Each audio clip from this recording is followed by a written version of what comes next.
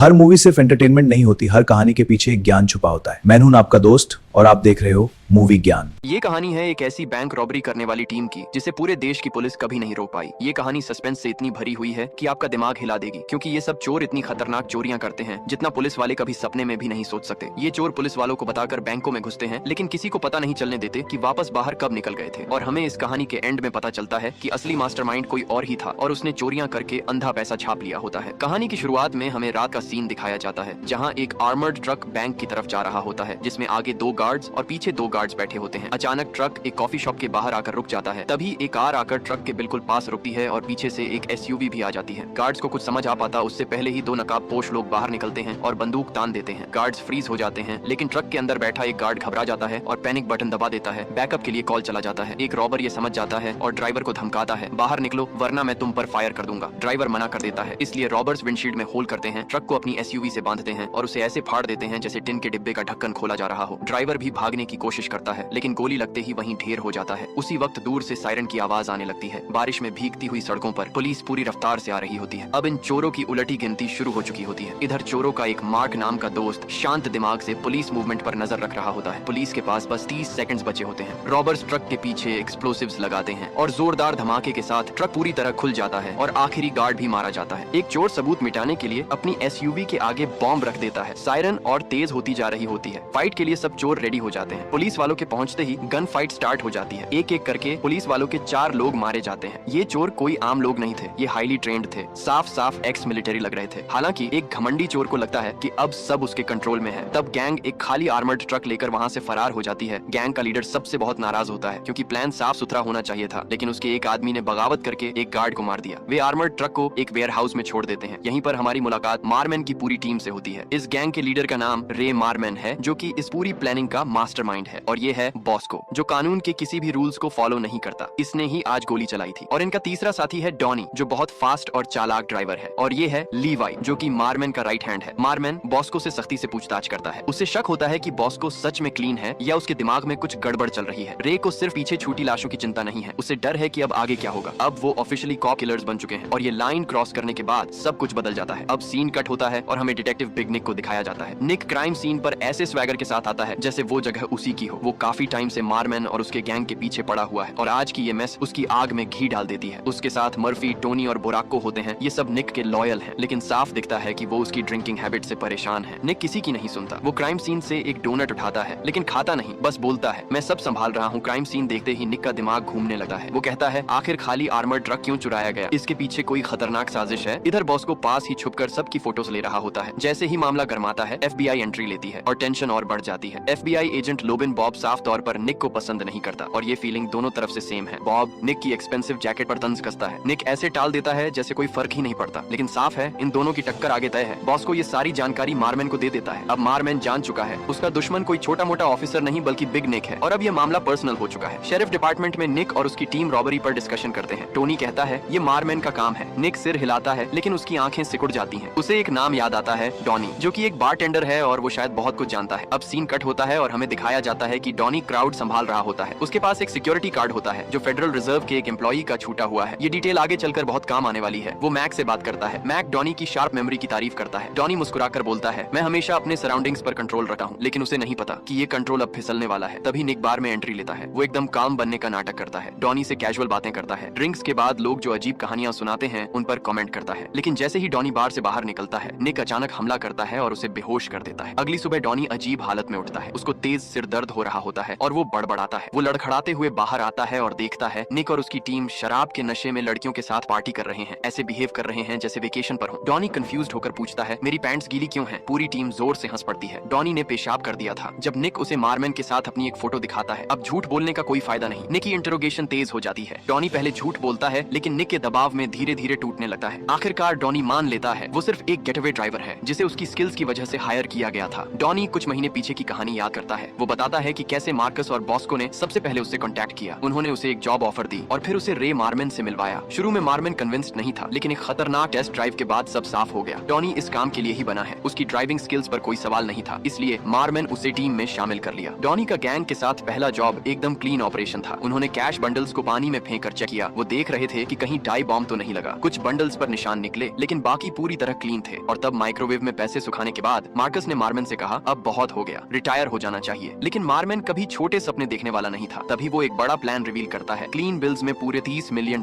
की प्लानिंग। निक पूछता है, ये कैश कहाँ गया? लेकिन डॉनी चुप रहता है। वो कहता है, ये मेरे पे ग्रेड से ऊपर है। अब डॉनी से और कुछ निकलने वाला नहीं था। निक उसे छोड़ते हुए बस इतना कहता है, तुम्हें जो भी जानकारी मिलती है तुरंत मुझे बता देना। अब हमें निक के घर का सीन दिखाया जाता है, जहाँ निक फ्रिज के पास खड़ा होता है। तभी उसकी पत्नी डेबी चुपके से आती है। उसके हाथ में फोन होता है। वो पूछती है, तुम कॉल्स डिलीट कर रहे थे क्या? निक बोलता है, मैं कल रात ड्यूटी पर था। तभी डेबी उसे सच्चाई बताती है, तुमसे स्ट्रिपर जैसी स्मेल आ रही है। फिर वो अपना फोन दिखाती है। वो मैसेज जो निक ने गलती से उसे भेज दिया था, असल में वो उसकी दूसरी गर्लफ्रेंड के लिए था। डेबी बच्चों का सामान बैग में डालती है। वो जाने की तैयारी कर लेती है। निक उसे रोकने की कोशिश करता है, सब ठीक करने के लिए गिड़गिड़ाता है, लेकिन अब बहुत देर हो चुकी थी। आखिरी कोशिश में निक उसे कार में बैठने से रोकता है। थोड़ी धक्का मुक्की होती है, लेकिन निक पलटकर हाथ नहीं उठाता। डेबी अपना गुस्सा कुछ थप्पड़ों में निकालती है, फिर कार में बैठती है और चली जाती है। अब सीन कट होता है और हम देखते हैं कि निक और उसकी टीम को आखिरकार एक डायरेक्शन मिलती है। वो मार्कस पर फोकस करते हैं, जो कैश ट्रक रॉबरी में मारा गया गैंग मेंबर था। उसे मार्मन से लिंक किया जाता है। मार्मन का गैंग कोई आम लोग नहीं है। ये एलीट मर्सनरीज हैं, हाईली ट्रेन्ड, एक्सपीरियंस्ड और कॉम्बैट में माहिर लोग हैं। निक अपनी टीम को उनके पुराने जॉब्स के बारे में बताता है। वो पैटर्न्स जोड़ता है जो उन्हें आखिरकार गैंग तक पहुंचा सकते हैं। मीटिंग खत्म करते हुए निक साफ बोलता है, मार्मन को पकड़ना मतलब हमारे सारे पेंडिंग केसेस सॉल्व होना। उधर डॉनी को मार्मन और बॉस को अपने साथ ले जाते हैं। मार्मन उसे अपना नेक्स्ट टारगेट दिखाता है। बाद में एक सुनसान पार्किंग लॉट में पूरा गैंग जमा होता है। वो अपनी सबसे बड़ी प्लानिंग डिस्कस करते हैं। प्लान सिंपल, लेकिन खतरा बहुत ज्यादा है। फ्राइडे के दिन फेडरल रिजर्व लूट करना। इन सब का टारगेट $30 मिलियन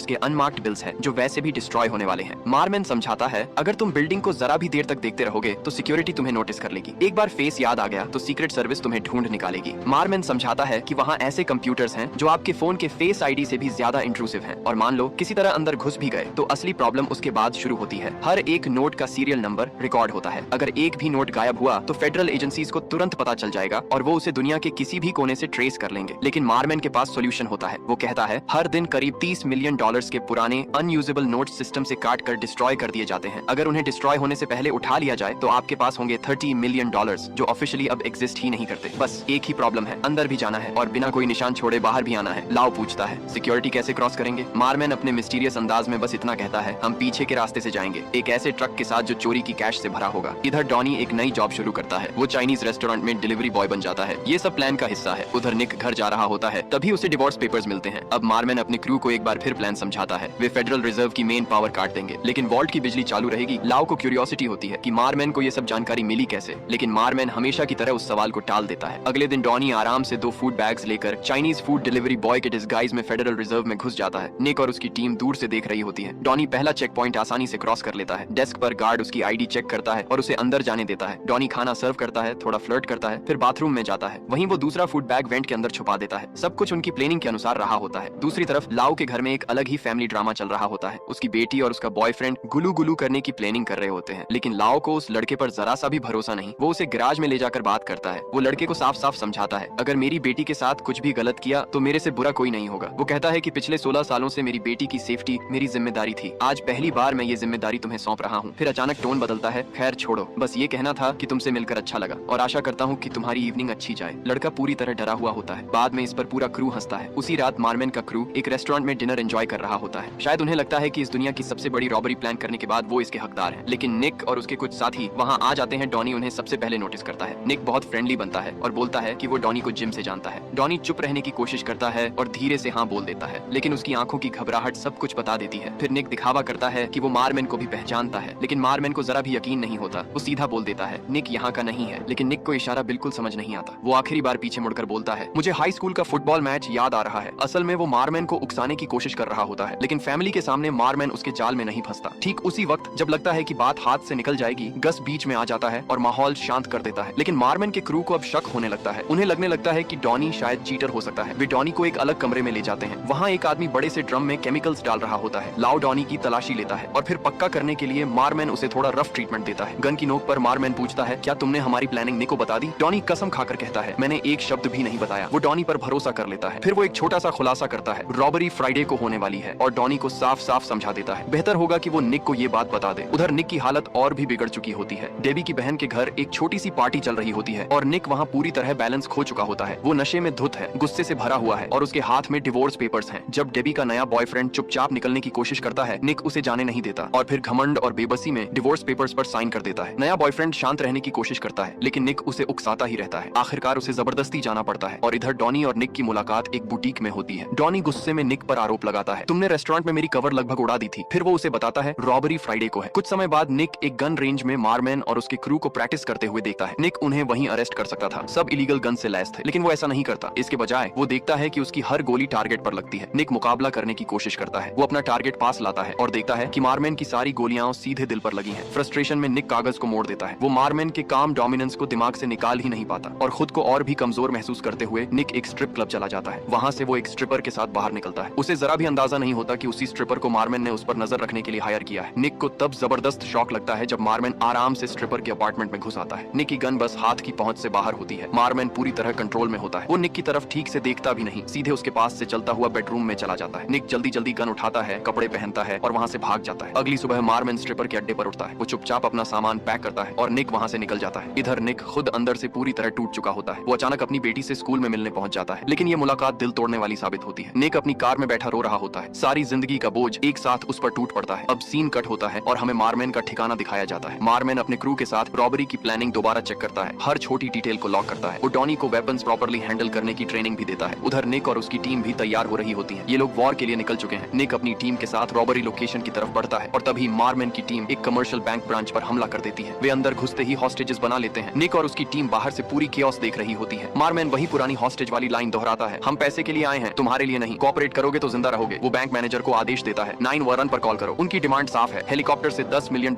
के अनमार्क्ड बिल्स, वरना हर घंटे एक हॉस्टेज मरेगा। लेकिन निक खुश नहीं होता जब 911 का रिस्पॉन्स आता है, क्योंकि इससे उसकी पर्सनल प्लानिंग बिगड़ जाती है। तभी FBI भी मौके पर पहुंच जाती है। मारमैन का गैंग कोई मजाक नहीं कर रहा और ये साबित करने के लिए वे पीछे के कमरे में एक हॉस्टेज को गोली मार देते हैं। गनशॉट की आवाज से बाहर टेंशन की वेव दौड़ जाती है। निक और FBI ऑफिसर्स और ज्यादा अलर्ट हो जाते हैं। नेगोशिएटर हेलीकॉप्टर में पैसे भेजने के लिए मान जाता है, लेकिन डिमांड्स पूरी होने तक कोई डायरेक्ट कांटेक्ट नहीं होगा। अचानक निक का फोन बजता है। कॉल मारमैन की होती है। निक हैरान है, इसे मेरा नंबर कैसे मिला? निक पूछता है, तुम जिंदा बाहर निकलने की प्लानिंग कैसे कर रहे हो? मारमैन जवाब देता है, मैं गिरफ्तार नहीं होने वाला। निक पलटकर बोलता है, मेरी प्लानिंग भी तुम्हें अरेस्ट करने की नहीं है, वैसे भी मेरा प्लान तुम्हें खत्म करने का है। इधर मारमैन और उसका क्रू वॉल्ट को उड़ा देते हैं। उसी समय मैक एक कॉल इंटरसेप्ट करता है, दोपहर 2 बजे आने वाले फेडरल रिजर्व कैश ट्रक की। बैंक के बाहर निक बिल्डिंग का मैप स्टडी करता है और तभी उसकी नजर एक मैन होल पर जाती है। अब निक समझ जाता है मारमैन कोई अलग ही गेम खेल रहा है। निक एक आयरन रॉड उठाता है, FBI के ऑर्डर्स को इग्नोर करते हुए अपनी टीम के साथ अंदर घुस जाता है। अंदर उन्हें सारे हॉस्टेजेस मिलते हैं, उनमें वो भी शामिल होती है जिसे सपोजिटली गोली मारी गई थी, लेकिन वो जिंदा है। मारमैन का क्रू फ्लोर के नीचे से भाग चुका होता है। इधर मारमैन और उसका गैंग बिना वक्त गंवाए शहर के एक शांत इलाके से बाहर निकलते हैं। मैक फेडरल रिजर्व को कॉल करता है, खुद को रियल रिप्रेजेंटेटिव बताकर बात करता है। उन्होंने पहले ही अपने आर्मर्ड ट्रक पर नया पेंट करवा लिया होता है, इसलिए उन पर कोई शक नहीं करता। और इसी बीच डॉनी एक कैश बॉक्स के अंदर छिप जाता है। मारमैन बॉस्को को ऑर्डर देता है, फेडरल रिजर्व की पावर काट दो। बिजली जाते ही इमरजेंसी सिचुएशन बन जाती है। इमरजेंसी प्रोटोकॉल्स एक्टिवेट होते हैं। नॉन एसेंशियल स्टाफ को कैश काउंट रूम से बाहर निकाल दिया जाता है और तभी डॉनी भूत की तरह कैश बॉक्स से बाहर निकलता है। वो सीधे उन पुराने नोट्स की तरफ बढ़ता है जो डिस्ट्रॉय होने वाले होते हैं। लेकिन कोई भी परफेक्ट रॉबरी बिना प्रॉब्लम के पूरी नहीं होती। एक गार्ड को बेचैनी होने लगती है। वो कैश काउंट रूम को चेक करने के लिए जाता है और रेडियो पर स्टाफ को बुलाने की कोशिश करता है। डॉनी पुराने नोट्स को गार्बेज बैग्स में भरता है और उन्हें ट्रैश सिस्टम में डाल देता है। जब गार्ड स्टाफ के साथ वापस आता है, डॉनी बहुत दूर जा चुका होता है। वो वेंट से रेंगते हुए बाहर निकलता है। बिल्कुल ऐसे उसी वक्त निक और उसकी टीम शहर की सड़कों पर मारमैन के गैंग को पकड़ने के लिए दौड़ रही होती है। वो फेडरल रिजर्व में वापस एंटर करता है। मारमैन और लाओ आगे बढ़ते हैं, हर सिक्योरिटी चेक पॉइंट को ऐसे क्रॉस करते हैं जैसे ये काम वो सैकड़ों बार कर चुके हों। इधर डॉनी सबसे साइलेंट एस्केप प्लान एग्जीक्यूट करता है। वो कुछ दिन पहले बाथरूम में छुपाया हुआ फूड बैग निकालता है, उसे कस्टमर को देता है और बार स्टाफ से चुराई हुई ID यूज करके पूरी सिक्योरिटी के बीच से निकल जाता है। उसका कॉन्फिडेंस पीक पर होता है, कोई उसे नोटिस तक नहीं करता। मारमैन और बॉस को कैश ले जा रहे गार्बेज ट्रक को हाईजैक कर लेते हैं, लेकिन तभी निक की टीम आखिरकार डॉनी को पकड़ लेती है। वो डॉनी को पीटते हैं और आखिरकार डॉनी टूट जाता है। वो मारमैन के नेक्स्ट मूव के बारे में सब कुछ बता देता है। ये बात मैक सुन लेता है और तुरंत मारमैन को वार्न कर देता है। निक और उसकी टीम मारमैन को रोकने के लिए दौड़ पड़ती है। मारमैन की टीम ट्रैफिक में फंस जाती है। निक ट्रैफिक में फंसा होता है। अचानक उसकी नजर उन पर टिक जाती है। मारमैन सॉर्ड ऑफ शॉटगन निकालता है और सड़कों पर अंधाधुंध फायरिंग शुरू कर देता है। निक अपनी टीम को पोजीशंस लेने का ऑर्डर देता है। उन सबको चारों तरफ से घेर लिया जाता है। बॉस को ज्यादा देर टिक नहीं पाता। टोनी उसे मार गिराता है। तभी मारमैन टोनी के घुटने में गोली मार देता है। टोनी दर्द से तड़पने लगता है। उसी बीच गस बेहद ब्रूटल तरीके से लाओ को मार देता है। अब मारमैन अकेला बचा है, लेकिन वो बिना लड़े हार मानने वाला नहीं। गनफाइट की आग में में वो मर्फी को भी मार गिराता है। मारमैन एक फेंस पर चढ़ता है। निक बिना एक सेकंड सोचे ट्रिगर दबा देता है। बुलेट फेंस को चीरती हुई मारमैन को लगती है। वो लड़खड़ा कर आगे गिरता है, लेकिन अभी जिंदा है। वो निक की तरफ मुड़ता है। खून टपक रहा है, साफ दिख रहा है ये उसकी आखिरी सांसें हैं। मारमैन उठने की कोशिश करता है। निक गोली चलाता है। मारमैन जमीन पर गिर पड़ता है और धीरे धीरे सब खत्म होने लगता है। निक उसे वहीं छोड़कर नहीं जाता। वो चुपचाप आगे बढ़ता है और मारमैन के पास घुटनों के बल बैठ जाता है। हवा में एक अजीब सा अनकहा सम्मान तैर रहा होता है। मारमैन मुश्किल से खुद को संभालते हुए निक की तरफ देखता है। उसकी आवाज कमजोर होती है, लेकिन उसके वर्ड सीधे दिल में चुभते हैं। वो कहता है, मैंने तुमसे कहा था मैं वापस जेल नहीं जा रहा। निक मारमैन की एसयूवी की तलाशी लेता है, लेकिन अंदर सिर्फ फटे हुए कागजों के बैग्स होते हैं। असली कैश यहाँ पर भी नहीं होते। उधर डॉनी पहले ही कस्टडी से गायब हो चुका होता है। बाद में FBI कंफर्म करती है कि फेडरल रिजर्व से एक भी पैसा मिसिंग नहीं है। निक अब डॉनी के बार पहुंचता है। यहीं से सारी पिक्चर धीरे धीरे क्लियर होने लगती है। दीवारों पर डॉनी की फोटोज मारमैन के गैंग के साथ लगी होती है, बिल्कुल ट्रॉफी केस की तरह। फेडरल रिजर्व के एम्प्लॉइज रेगुलरली उस बार में आते थे और तभी निक को रियलाइजेशन होता है डॉनी ही असली मास्टरमाइंड था। फ्लैशबैक्स में हमें पूरी सच्चाई दिखती है, कैसे डॉनी ने पूरी रॉबरी प्लान की और डॉनी ने मारमैन की टीम को हायर की थी। रिजर्व स्टाफ से अंदर की इंफॉर्मेशन निकलती है और हमें पता चलता है कि कट नोट से नकदी स्वैप करवाई और असली पैसे चुपचाप बाहर निकालकर टायरों में छुपा दिए गए थे। फिर वो कैश सीधा पैनमा भेज दिया गया। अब डॉनी लंदन में है, एक दूसरे बार में काम कर रहा है। नई जिंदगी में ऐसे घुला मिला है जैसे कुछ हुआ ही ना हो। उसकी टीम भी वहीं है, चुपचाप अपनी जीत सेलिब्रेट कर रही है। तभी डायमंड एक्सचेंज का एक आदमी अंदर आता है। डॉनी उसे देखता है और उसको हल्की सी मुस्कान देता है और उसे फ्री बियर दे देता है और इसी तरह एक परफेक्ट बैंक रॉबरी अंजाम तक पहुंचती है। अगर आपको ये मूवी पसंद आई हो तो लाइक करें और ऐसे ही और वीडियोस के लिए सब्सक्राइब करना मत भूलना। देखने के लिए धन्यवाद।